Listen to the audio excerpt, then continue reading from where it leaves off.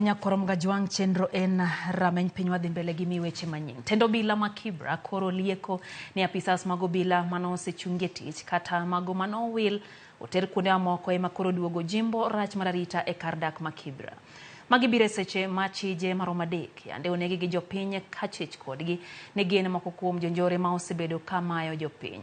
Achich machielo ma osebedo kachano jodak ma Kibra to ne Obila onego e kar dak ma Kaloleni tok chwado jal moro gi magina e kar dak Malindi. Jafwambo marwa Wenga no chopo Kibra mar luwo gimomiyo arita medo bedo marach e kar dak ma Kibra.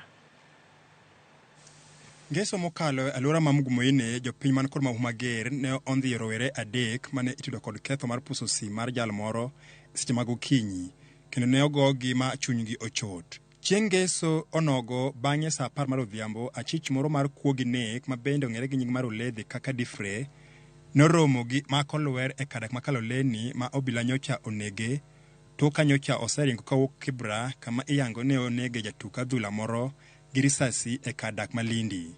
To ere gimomiyo tim mar njore ma oriwo koda katiyo gi bunde okrum e kar dagni? Kama polisi anaweza enda mahali na anataja jina lako, wewe kesho utapeana information.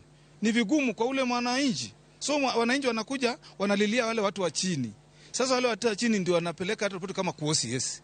Manaduoko ma itemo leronwa kod jal moro mosebedo katiyo malingling weche mag arita kendo ok onyal fulo nyinge kalure kod coach mar siganani. Kama ya juzi kijana akiuawa, kuna ofisa alikuwa nao majambazi. Na ni ofisa anafanya kazi within Kibra. Na wakati alielekeza hao kisha tendeka, yeye alikuja kupeana report kwa barabara main, kuna vijana wameua mtu pale. Yeye ametupigwa transfer. Yeye anaonekana aje usiku Kibra na afanyi kazi Kibra. Which means enda na supply guns. Olero ni osebedo ng'ala manyime mar thiro weche maundu e thoth kuonde dak mongohore kendo otiyo machiegni gi Obila. Lazima tutafute njia mwafaka vile tutakolekti hizi bunduki zitoke Kibra ndio wananchi waweze kuishi kwa amani. Na tukapata kwamba hao vijana ni grupu mingi, wanaishi area tofauti. Wanaishi Kibra, wengine wanaishi area inaitwa Ngando pale Rescos, wengine wanaishi mahali inaitwa Kabiria, area inaitwa kwa maji, wengine wanaishi huko Kangemi, Kangware, Kayole, Dandora. So unapata hii grupu ni mingi. Sasa wale wanaletwa kufanya vituko huko ni sura mgeni, wengine hawajui, lakini lazima wanaletwa na watu wa hapa. Rach mar arita gie sani oketo jodak kama tek kendo kinde duto chunygi goyo kibi. Askeche go ng'eny nyithindo matimo gigi. To owene ja youth maonge bunde mondo lawre gi nyithindogi. Mano kada ja youth bende gi risk ngimagi. Winjo. Askari ni be makimiyo information to chako go simu kucho. Igochoni ni emidhi report waka police. Kai maiji uduchieng otieno oknyal kaloka. So wanyalo mana kwayo ni vijende waparo ni eni gikoso tich. Anasana jaluo no kchwer garemo.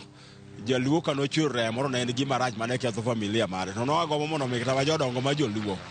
Kata jomo do sebedo madongo mono miyo jendo sod go machiegni mono miyo ores ngima. Jalup Commissioner ma Kibra Jacob Didi lero ni ong'eyo kaka arito osebedo ka ochochni e kadagni makmana ni okwayo jopiny monde otie tich achiel gi Obila kaachiel gi tend nanga. To korka kore to jatend Obila ma Kibra Moses Ndiwa to ywak ni arita marach e kadagni bende chalo ma ijimbo kod Obila mane oseteng lwetgi mogo to duogo e kadagni matiyo marach gi lony margi.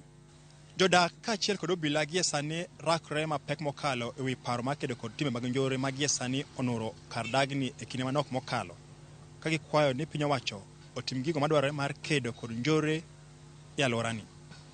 Wenga, Ramogi TV, Nairobi. Kwa keto tenge mag